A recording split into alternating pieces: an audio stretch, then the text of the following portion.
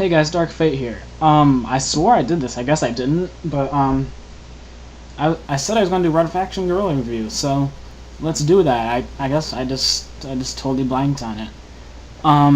So Red Faction Guerilla. If I remember, it's been a little bit since I played it, but I remember correctly, is it takes place on Mars, and you take the role of Alec Mercer, or it's Alec Mason. I don't remember if it's Mercer or Mason.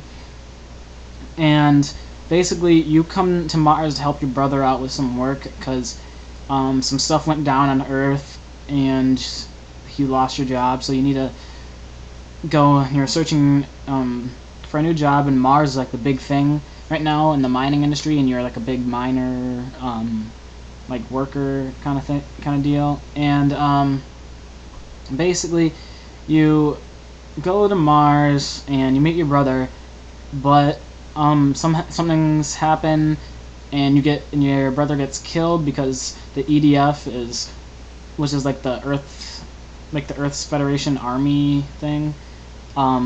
They are kind of like doing a hostile takeover of the Mars. So you join the Resistance, the Red Faction, which is trying to stop the EDF from taking over Mars, and you are trying to liberate the people and things like that. That's kind of the basic story.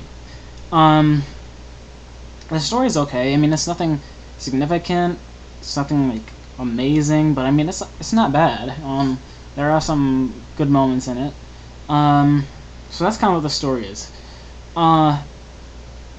Next, we'll go on to the graphics. The graphics for this game, I thought it would be a lot worse, but the graphics are actually pretty damn good for this game, especially the cutscenes.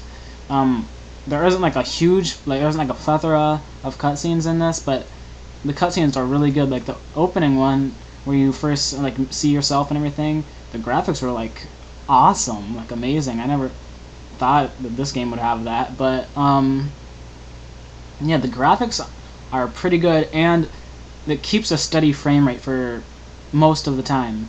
Like I've only had maybe a hiccup maybe like once or twice, even with all these explosions going on, and that's pretty good, especially since everything is destructible. So think of how much is going on in the engine with everything that's just like breaking around it and everything. So graphics are solid for this game, really good. Let's get to the main part, the gameplay. Gameplay for this game, it's a shooter. It's basically a third-person shooter that you can destroy basically anything. You start off with a sledgehammer and like a gun. Well, no, actually, you just start off with a sledgehammer and remote charges, and you can just like blow up buildings and destroy things with your hammer and everything. Everything in the world is destructible, except for like rocks. And well, I mean, some rocks are, but like, you know what I mean. But like every building is destructible, every car is destructible, every bridge, etc. Everything is destructible, and that's really like the fun part about this game. Is just that like everything is destructible, so really you just have a blast doing missions because you get to destroy things while you're taking cover and everything. Yeah, it's a regular kind of like third-person control scheme. Left trigger to aim, and then right trigger to shoot. You use the directional pad to switch between weapons. Cover is RB, I think. I haven't played in a bit. Or that might be sprint, and LB might be cover. Crouch is just like clicking the analog stick, and then look around with the right analog stick. So it's basically just a regular control scheme. Some of the missions in this game are brutal, though. You'll find yourself just be like, what the fuck? Why can't I beat this? And that happened to me a lot near the middle of the game. And it does get frustrating at times, I will say that. Especially like when you have like you only have 1% left of a building to destroy, and then you get killed or something. I mean, it's something like stuff like that it really gets annoying. But overall, the gameplay is really fun, and the thing that really hooked me is the multiplayer. The multiplayer is probably the most fun multiplayer I've ever played in a third-person shooter. been as much fun as it was when I first played the first Gears of War. I don't like the Gears of War 2 multiplayer, but Gears of War 1's multiplayer I had that much fun with it, and I played Gears of War 1 multiplayer every day for like a year. But Red Faction's multiplayer is really fun. They have like Capture the Flag, Demolition, which is destroying things, King of the Hill, Team Deathmatch, you know, all the regular kind of stuff.